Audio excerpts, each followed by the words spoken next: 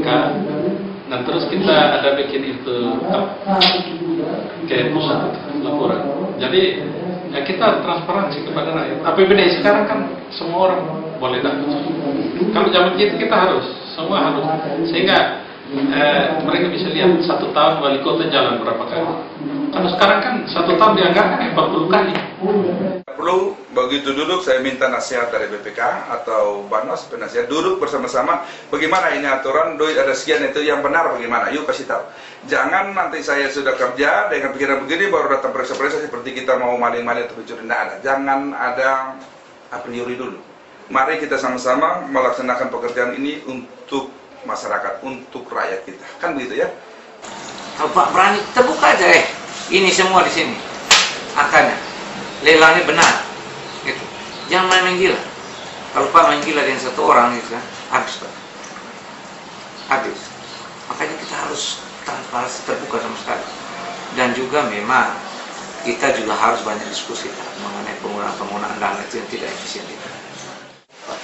Saya harus punya komitmen bahwa saya tidak boleh ngambil gaji saya kalau memang itu perlu. Karena saya pergi ke sana bukan mencari kekayaan, tapi saya pergi ke sana untuk membangun kota. Karena wali kota itu kan orang tua sebenarnya. Mana mungkin anaknya tidak sejahtera, orang tuanya hebat, kan tidak mungkin. Jadi itu harus dimulai dari diri saya sendiri. Berkorban, tidak boleh ambil gaji, semuanya dipending. Lihat hal-hal yang wah dan hal-hal yang mementingkan kepentingan golongan itu dipending semua. Kembali lagi saya bilang harus ditata. Harus ditata tuh pasti bisa. Sekarang ini kan nggak ditata dengan baik, akan semburat. Semua hal kalau dari ditata yang baik akan semburat. Ya. Dan pasti selain itu kan kalau ada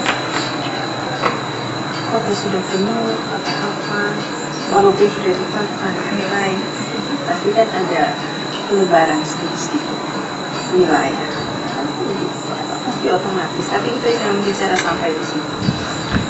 Kita tata dulu apa yang ada, karena sekarang yang ada aja nggak ditata dengan baik.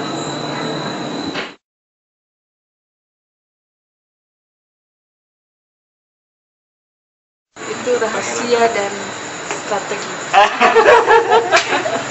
Dengan pertanyaannya, sampai sekarang sudah habis berapa? Kalau sudah habis tanya habis berapa? Takut untuk mikir.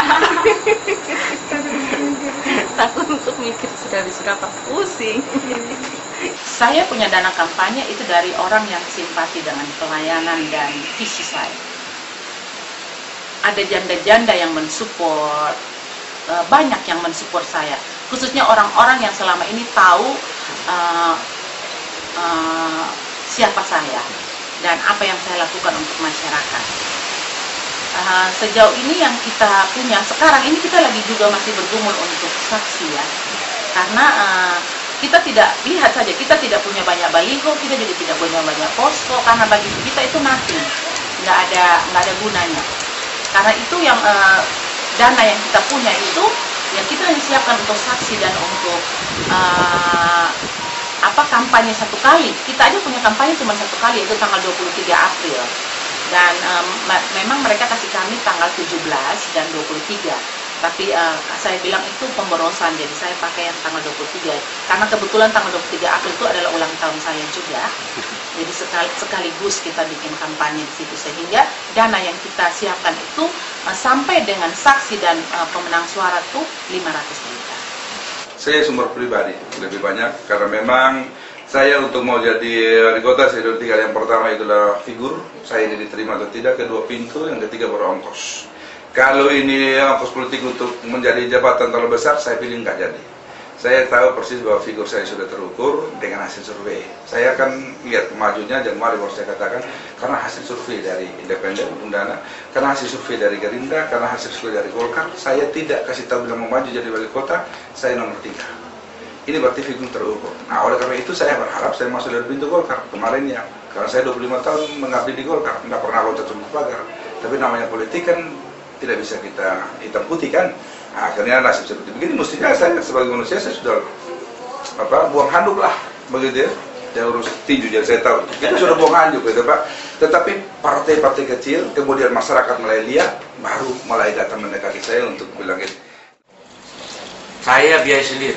Saat pun dan saya tidak mau ada orang mau nolong saya, tidak lewat saya. Kalau lu mau bikin, saya juga lihat ada orang bikin baju kos sendiri, tapi tidak pernah tahu, dan saya tidak pernah mau ada bantu dari orang. Saya takut Pak, karena nanti terjerat dengan kepentingan mereka.